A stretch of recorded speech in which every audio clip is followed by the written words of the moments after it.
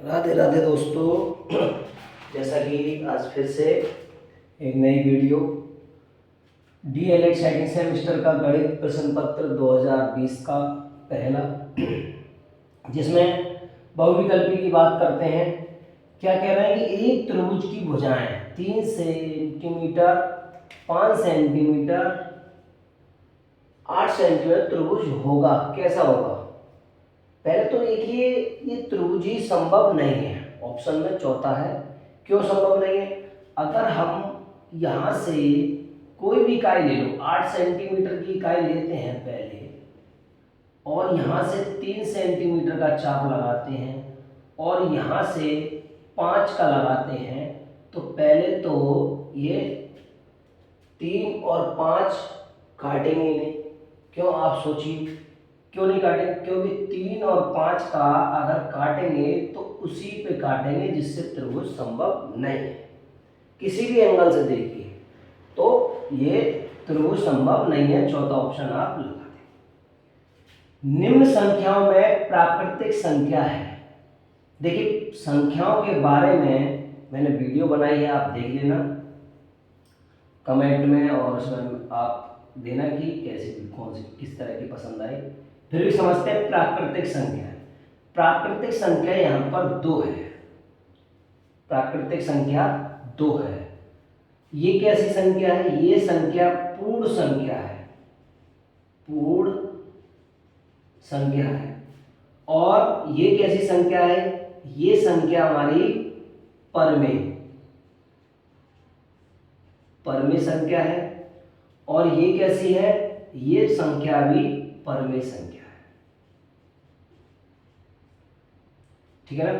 तो ये अपरमेय संख्या है, सॉरी, ये अपरमेय संख्या है। तो आगे हम बात करते हैं दूसरे, कौन सी परमेय संख्या नहीं है? नहीं है। अब देखिए, 22/7 जो संख्याएं अंश बटे हर के रूप में होती हैं, वो संख्याएं परमेय कहलाती हैं। और ये पाई एक मान है, ये संख्या कहलाई जाएगी अपरमेय। और ये इसमें दशमलव हटा करके नीचे 100 लिख सकते हैं, तो ये भी हमारी परमेय संख्या है। और इसको सॉल्व करेंगे, और 16 का वर्ग 4 चौक 16, तो अब ये परमेय संख्या। तो हमारी कौन सी? पाई कैसी है? अपरमेय संख्या है। सर्वसमिका, जैसे नाम से पता लग रहा है, सर्वसमिका मतलब समान होना चाहिए। तो देखिए, समान कैसे होना चाहिए? ये हमारा LHS है और ये हमारा RHS है। अगर LHS को हल कर रहे हैं, RHS के बराबर आ रहा है तो ठीक है, नहीं आ रहा है तो सर्वसमिका नहीं है। अब कैसे करेंगे? अगर x की वैल्यू में 1 रख दूं, 2 रख दूं, 3 रख दूं, कितने भी रख दूं, सभी में LHS और RHS बराबर आता है, वो संख्या सर्वसमिका होती है। अब जैसे कि 1 रखा 2 गुणा 1 प्लस 3 तो बराबर 5 आ रहा है या नहीं? 2 1 कम 2, और 2 और 3 5, 5 बराबर 5 आ रहा है। अब मैंने 2 रखा, 2 दूनी 4, 4 और 3, अब की बार मैंने क्या रखा? 2 रखा।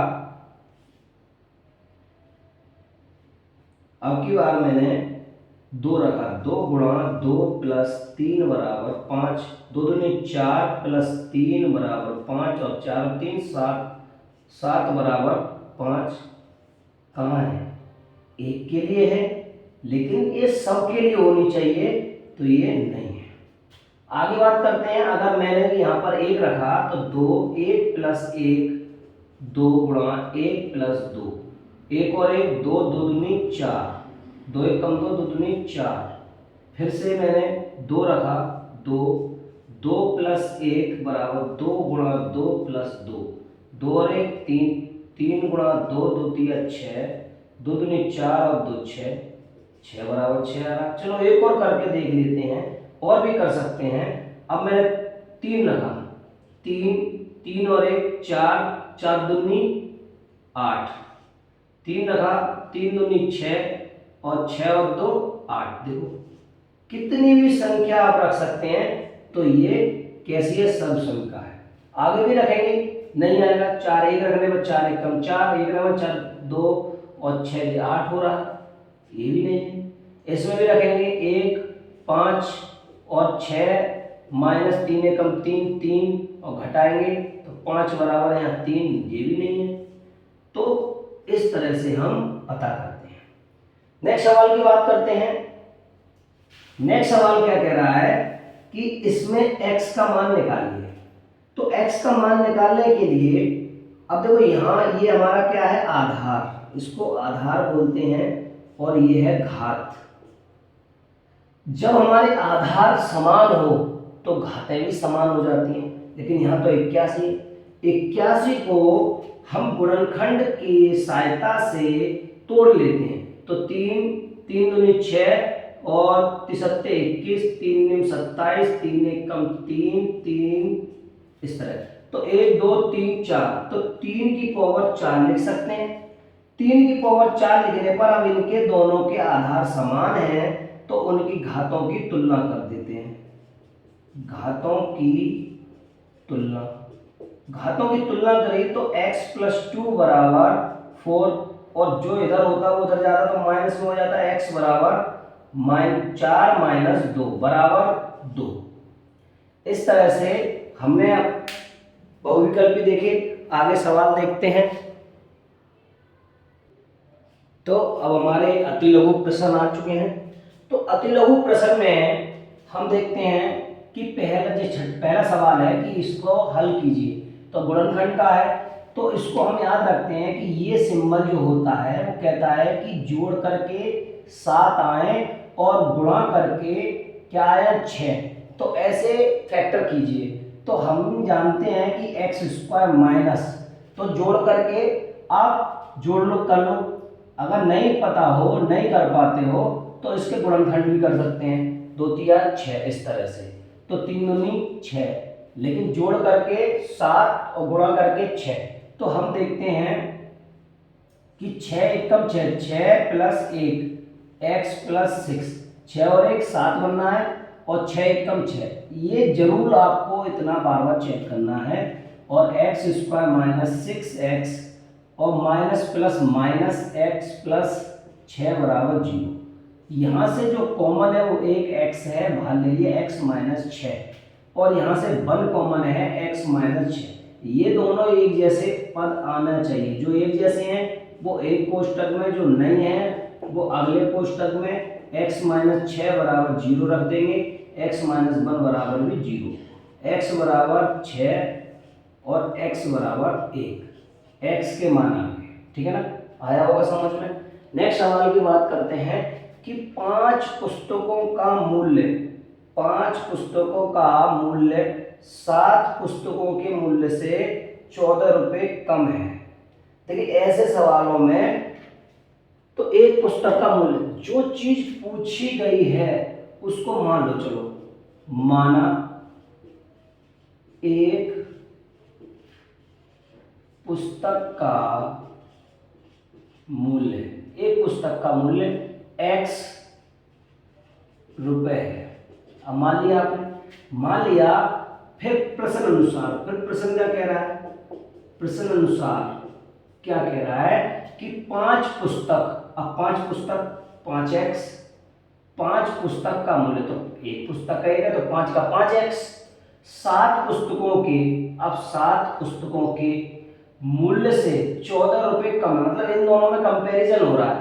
तो ये कम है, ये छोटा है, कितना 14 रुपए, तो ये बड़ा है कितना 14 रुपए, इसके पास ज्यादा आएंगे, या इस 14 रुपए जो कम है तो इसको माइनस करेंगे, तभी तो एक दूसरे के रेशियो में आएंगे बराबर। इतना चीजों को देखना बहुत जरूरी है। अब हम इसको हल करेंगे, चल को एक तरफ, अचल को एक तरफ। अब मैंने क्या किया कि इसको ये कम है, अब इसको जब मैं उठा के इधर लाऊंगा तो 5x - 7x माइनस के 5x = ये कम है, इसमें से घटाना पड़ेगा, सॉरी, क्योंकि जब इसमें जिस पे ज्यादा है इसको जब घटाएंगे तब इसके बराबर आ सकता है। ठीक है ना, जब इसके बराबर आ सकता है तो घटा दिया। अब इसको मैं उठा करके एक तरफ लाऊंगा तो लिख सकता हूँ 7x minus 5x equal to 14। अब यहाँ से 2 घटा दिए, 2x बराबर 14 या x बराबर 2 का भाग दे दिया 7 आ गया। अब अतः करके लिख देंगे हम, अतः एक पुस्तक का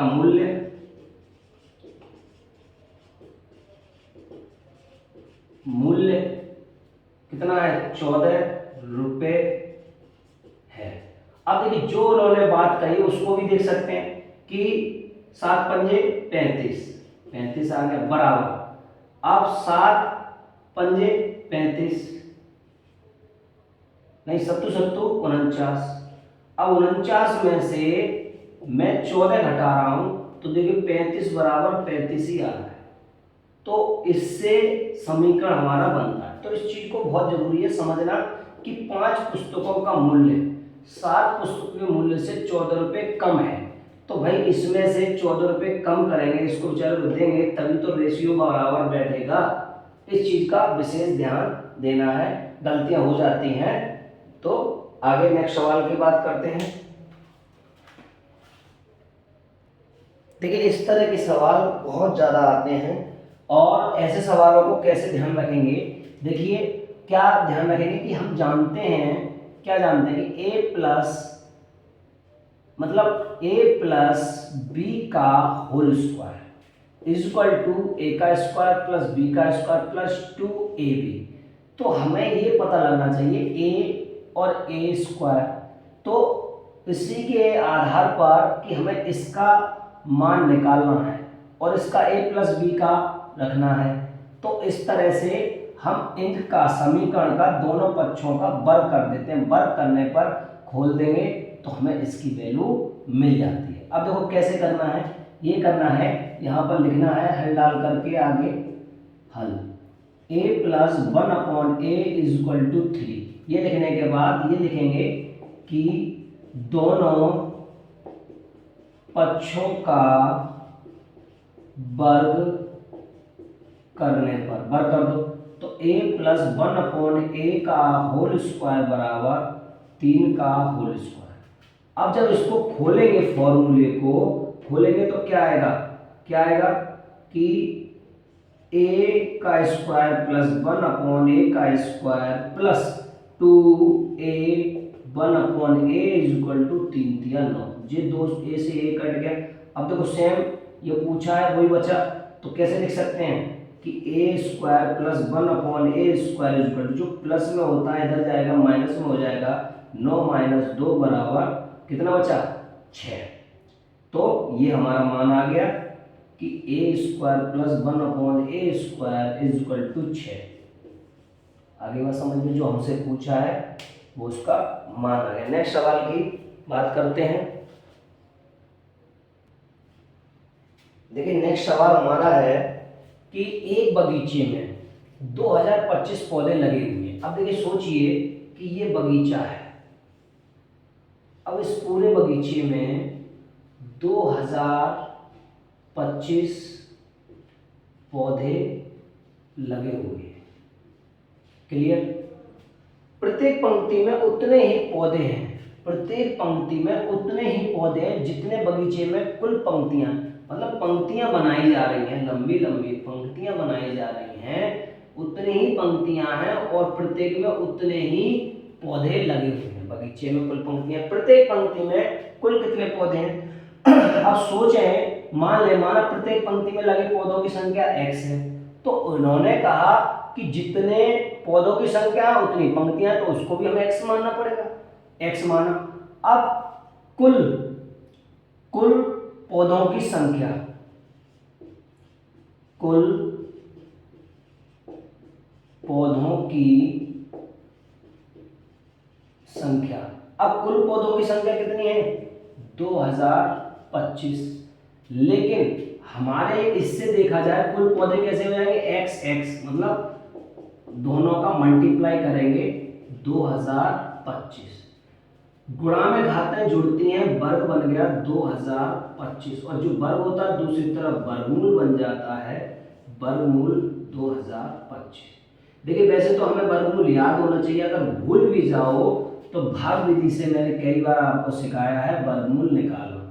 इधर से जोड़ा बनाते हैं और 4 चौक 16, इसको जोड़ते हैं, इसको घटाते हैं, ऊपर लिखते हैं, घटा दिया 4 2 5, 4 और 4 8, फिर उसी संख्या को रखते हैं, उसी में गुणा। अब सोचो 5 कर गए, 5 पंजे 25 हासिल 2, 5 अट्ठे 40 और 42 पूरा पूरा जा रहा है, तो हमारा क्या आ रहा है 45। तो x इसको x जो इधर वर्ग है दूसरी तरफ वर्गमूल, तो x बराबर कितना आ रहा है 45।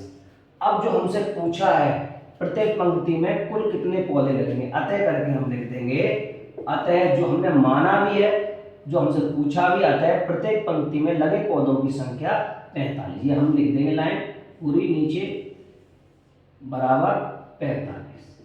आया समझ में। नेक्स्ट सवाल की बात करते हैं।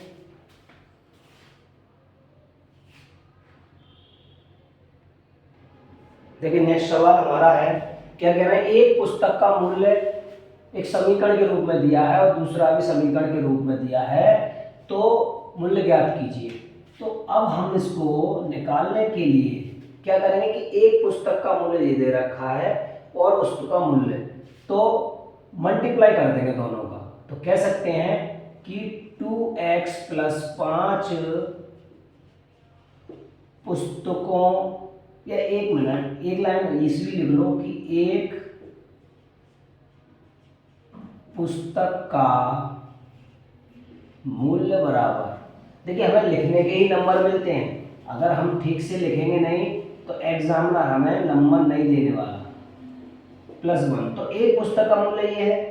अब एक की जगह मुझसे पूछा जा रहा है कि 2x + 5, 2x + 5 पुस्तक का मूल्य, तो मैंने एक में इसका गुणा किया, तो जब इधर गुणा किया इधर भी दोनों, इधर भी 2x + 5 का गुणा कर दें, ऐसे करके लिखना। एक पुस्तक का मूल्य दे रखा है तो 2x पुस्तकों का मूल्य बराबर, अब गुणा कैसे करते हैं कि 2x है, या तो इनके तीनों पद को इसमें कर लो या इसको इसमें, कैसे भी कर सकते हैं। कैसे कि 2x लिख लिया, उसका इन तीनों में हमें गुणा करना है, 5x² + 2x + 1 में, प्लस के 5 का इन तीनों में 5x² + 2x + 1।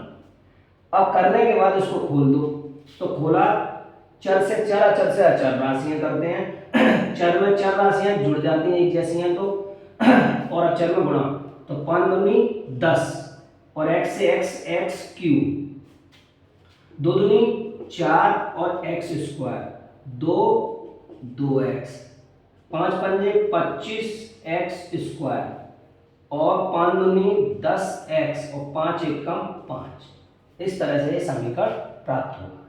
अब इसमें भी ये देखते हैं कि कौन सा समीकरण जुड़ सकते हैं, तो ये तो इस तरह का है नहीं कोई, लेकिन 4 और 25, 4x² और 25x, उनके क्या देखते हैं, इनकी चर राशियों को देखते हैं, जब एक जैसी हैं तो जोड़ लेते हैं, 4 और 25 29x²। इसमें भी देखा हमने, ये भी दोनों एक जैसे हैं तो ये भी जोड़ करके लिख देते हैं, प्लस 12x। अब फिर जो शेष बचा उसको भी लिख देते हैं, तो ये हमारा आंसर। ठीक है, आगे समझ में। नेक्स्ट सवाल की बात करते हैं कि -1/2 5/4 के मध्य दो समदूरस्थ, समदूरस्थ मतलब होता है समान दूरी पर, ठीक है ना। तो देखिए समान दूरी का सवाल हम कैसे निकालते हैं, अगर बात करें हम जैसे कि 5 और 7 के बीच, 5 और 7 के, तो इन दोनों का योग करके बटे 2 कर दें, 5 और 7 12/2 बराबर 6, तो 5 और 7 के बीच 2 कर दिया हमने, भाग दे दिया तो 6 आ रहा है। तो हमें तो ये पता है, वैसे तो 6 आएगा, लेकिन हमने कैलकुलेशन देखी कि किसी भी संख्या के मध्य निकालने के लिए बटे 2 करते हैं, ऐसे ही जब हम इन दोनों के मध्य निकालेंगे तो 2 करेंगे। अब निकाल लो चलो कि पहली संख्या, 2 संख्या पूछिए, पहली संख्या बराबर 1/2, जब हमारी परमे में है तो आगे ले लो 1/2, अगर मैं इसको चाहूँ ऐसे लिखने की जगह और 1/2 आगे लिख दूँ, बात तो वही है, तो ऐसे मैंने 1/2 आगे लिख लिया, और -1/2 और प्लस के 5/4 कोष्टक पर। तो निकालना है, निकालने के लिए अब आगे क्या करेंगे, 1/2 और इनका लासा लेंगे 4, 2 दूनी 4 माइनस के 2 प्लस 5, अब बराबर 1/2 और क्या बचा, माइनस के कम है प्लस के ज्यादा है तो 3/4 बचा। अब गुणा करेंगे 3 और 4 दूनी 8, तो इनके बीच आ गया 3/8। अब देखिए हमने दो संख्याओं के बीच निकाला तो ये आ गया। अब हम दूसरी संख्या निकालेंगे, तो दूसरी संख्या के लिए समझते हैं थोड़ा सा, 1 मिनट। तो दूसरी संख्या निकालेंगे तो देखिए ये और ये दो संख्या है, पहली संख्या की -1/2 और दूसरी है 5/4। अब मैंने इसकी बीच की संख्या निकाल ली 3/8। अब मुझे दूसरी संख्या निकालनी है, दूसरी संख्या बराबर 1/2। तो दूसरी संख्या के लिए चाहे मैं इन दोनों के बीच में निकाल लूं, चाहे इन दोनों के बीच में निकाल सकता हूं, वो समदुरस्त होगी। अब जैसे कि इन दोनों के बीच में निकालना है, -1/2 प्लस 3/8, इस तरह से लिखना है। या मुझे इन दोनों के बीच निकालना है तो 1/2 और 3/8 प्लस 5/4। क्लियर? तो रटने की सवाल नहीं है, चाहे 2 पूछे चाहे 3 पूछे, हम निकाल लेते। तो 1/2 और इनका लासा लिया 8 और 2 चौक 8 माइनस के 4 प्लस के 3 बराबर 1/2 गुणा माइनस के ज्यादा है, माइनस का 1 बचा बटे 8 बराबर कितना बचा, माइनस के 8 दूनी 16। तो इन दोनों के बीच माइनस का बटे 16। क्लियर हो रहा है समझ में? और इन दोनों के बीच निकाल के देखें तो इन दोनों के बीच बराबर 1/2 और इनका लासा ले लो, इनका लासा लिया 8, 8 से 8 3 प्लस 4 दूनी 2 10 बराबर 1/2 गुणा 10 और 3 13/8 बराबर 13/8 दूनी 16। इस तरह से हम समदूरस्थ संख्याएं निकालते हैं। देखिए नेक्स्ट सवाल है हमारा गुणनखंड का, कि हमसे ये कह रहे हैं गुणनखंड कीजिए। अब देखिए कभी कभी हमें ऐसा लगता है कि कठिन है, कभी कभी बिल्कुल सरल होता है। अब देखिए इन दोनों में से हमें क्या चीज कॉमन दिख रही है, एक तो दिख रहा है x और एक दिख रहा है y, दोनों के पास है। तो अगर हम इसमें से x y को कॉमन ले लें, x y को, तो यहाँ पर x कितने थे 4, तो एक बाहर चला गया, कितने रह गए 3। यहाँ कितने थे, यहाँ पर x 1 था बाहर चला गया, लेकिन y 4 है तो y रह गया 3। अब साफ दिख रहा है हमें, क्या दिख रहा है कि x y, ये हमारा फॉर्मूला आ गया किसका, a का क्यूब माइनस b का क्यूब। तो खोल देंगे, उसमें क्या होता है कि एक कोष्टक में a माइनस b और दूसरे में a का स्क्वायर प्लस b का स्क्वायर प्लस ab। और चूंकि करके सूत्र भी देना चाहो, चूंकि करके सूत्र दे सकते हैं कि a का क्यूब माइनस b का cube equal to a minus b और a square plus b square plus ab।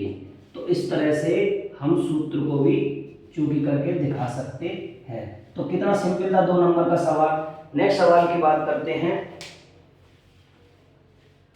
तो नेक्स्ट सवाल हमारा क्या है कि एक वर्गाकार मैदान की एक भुजा 28 मीटर लंबी है। यदि मैदान के चारों ओर 2 मीटर चौड़ा रास्ता पैदल चलने वालों के लिए छोड़ा गया है, तो शेष मैदान का क्षेत्रफल क्या होगा।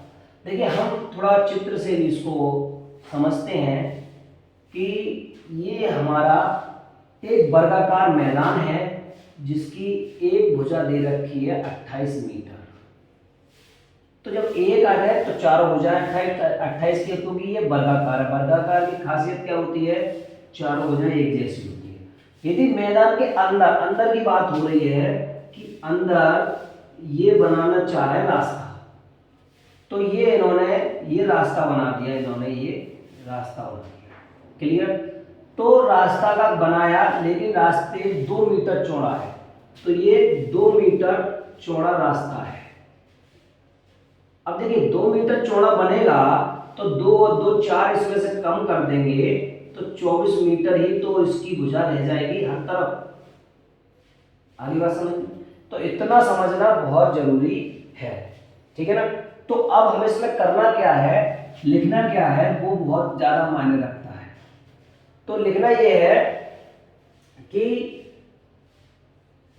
2 मीटर चौड़ा रास्ता पैदल चलने वालों के लिए छोड़ने के बाद शेष बचे वर्गाकार मैदान की भुजा। तो कह सकते हैं 2 मीटर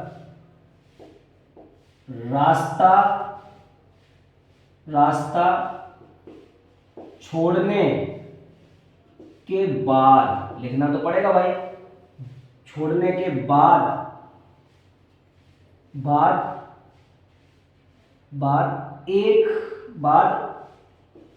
वर्गाकार मैदान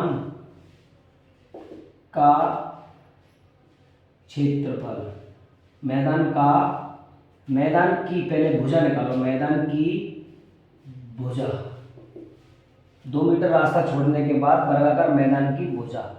तो एक बार दिखा देंगे कि 28 में से 2 माइनस 2 मतलब 2 इधर की 2 इधर की, तो बराबर 28 माइनस 4 और 28 24 मीटर। इसीलिए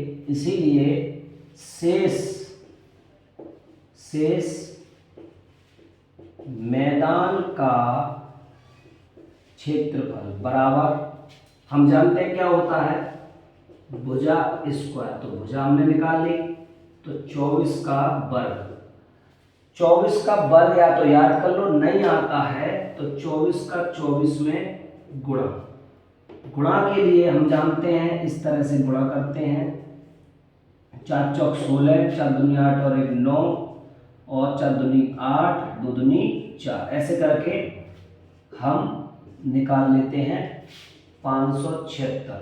और क्षेत्रफल हमेशा किस में आता है, वर्ग मीटर, वो लिखना नहीं भूलें वरना आपका सवाल गलत हो जाए। ठीक है ना। तो नेक्स्ट सवाल की बात करते हैं। इसके बाद देखिए नेक्स्ट सवाल है कि 2 समरूप त्रिभुजों के परिमाप क्रम से दे रखे हैं, पहले और दूसरे त्रिभुजों के क्षेत्रफल पूछ रहा है। तो इसके लिए एक फॉर्मूला होता है कि उनके क्षेत्रफलों का अनुपात बराबर उनके परिमापों के अनुपात का वर्ग। तो हमसे जो चीज पूछा है बस उसको लिख लेंगे कि पहले और दूसरे त्रिभुजों के क्षेत्रफल का अनुपात बराबर उनके परिमापों का अनुपात। तो अनुपात कितना है, 40/50 का क्या करना, वर्ग का वर्ग। जब इसको हल करते हैं 0 से 0 और 4/5 बचा, उसका वर्ग मतलब 4 चौक 16 और 5 पंजे 25। देखिए नेक्स्ट सवाल हमसे क्या कह रहे हैं, नेक्स्ट सवाल कि भाग विधि से मासा ज्ञात कीजिए। देखिए भाग विधि से तो सबसे पहले छोटी संख्या लेते हैं और उससे बड़ी संख्या में भाग देते हैं। देखिए 671 781 एक ही बार जाएगा, लिखने के बाद घटा दिया हमने, 1 में 0, 8 में से 1 7 गए, 1 बचा, और 7 में से 6 गया, 1 बचा। फिर उसी संख्या से जो शेषफल बचा अगली संख्या में भाग देते हैं। अब देखिए साफ दिख रहा है कि 110 है, अगर 6 का करेंगे तभी जाएगा, तो 6 का मतलब 66, 660। फिर दोबारा शेषफल 1 बचा, फिर 7 में से फिर 1 बचा, फिर कुछ नहीं। अब 11 का 1110 में साफ दिख रहा है, एक बार दे रहे हैं और फिर 0 बच रहा है, नहीं जाता है तो 0 लगा देते हैं, 10 बार पूरा चला गया, मतलब 11 से ये संख्या पूरी विभाजित हुई। जिससे विभाजित होती है उसी संख्या से तीसरी जो संख्या है उसमें भी भाग देकर चेक करते हैं कि जा रहा है नहीं जा रहा। तो 11 एक कम 11, 3 बचे 34 हो गए, 11 3 33 1 बचा फिर 11 एकम 11, पूरा पूरा विभाजित हो रहा है। अतः करके लिख देंगे, अतः 671, 681 एवं 441 का मासा 11 है। बस ठीक है ना, आ गया समझ में। तो नेक्स्ट सवाल की बात करते हैं। देखिए नेक्स्ट सवाल हमारा माध्यिका का है, और माध्यिका मैंने बताई है कि जब भी आ जाए तो आंकड़ों को आरोही या अवरोही क्रम में व्यवस्थित करते हैं। तो हमें माध्यिका निकालने के लिए पहले क्या करेंगे, आंकड़ों का आरोही क्रम, आंकड़ों का आरोही क्रम कर लीजिए। तो आरोही क्रम में सबसे पहले छोटी संख्या तो 4, उससे बड़ी संख्या 5, 7, 9, 10, 11, 12, 15, 16, बस 1 2 3 4 5 6 7 8 9, 1 2 3 4 5 6 7 8 9। तो आंकड़ों का आरोही क्रम व्यवस्थित करने पर संख्या कितनी है, संख्या है इनकी कैसी है, 9, संख्या 9 है जो कैसी है, विषम, संख्या 9 है जो विषम है। जब विषम आती है तो सूत्र लग जाता है इसमें, माध्यिका बराबर n+1/2 वहाँ पद। तो n क्या है, 9, संख्या को ऐसे करके n 9 भी मान सकते हैं। तो n 9 + 1/2 बराबर 10/2 बराबर 5वां पद। तो 5वां पद, तो माध्यिका बराबर 1 2 3 4 5, 5वां पद 10, तो ये हमारी माध्यिका। क्लियर। एक आयत की लंबाई उसकी चौड़ाई से 5 सेंटीमीटर अधिक है। देखिए चित्र से समझेंगे इसको। ये आयत है, आयत में खासियत क्या होती है कि इसकी आमने सामने की भुजाएं समान होती हैं। अगर ये 4 है तो ये भी 4 सेंटीमीटर, ये 5 है तो ये भी 5। क्या कह रहे हैं, अब ये क्या हो गया, ये तो ये चौड़ाई हो गई और ये क्या हो गई, लंबाई। अब चौड़ाई से लंबाई तो ज्यादा होगी, तो सोचिए क्या कह रहे हैं कि एक आयत की लंबाई उसकी चौड़ाई से 5 सेंटीमीटर अधिक है। अगर मैं इसको चौड़ाई को x मान लूं तो ये कितनी हो जाएगी, x+5। तो बस यही आपको करना है कि यहां पर क्या करना है कि माना आयत की चौड़ाई x मीटर है, तब आयत की लंबाई कितनी हो जाएगी, x+5 मीटर होगी। अब हमसे क्या कह रहा है, उसका परिमाप 26 सेंटीमीटर है। तो प्रश्न अनुसार क्या कह रहा है, प्रश्न अनुसार आयत का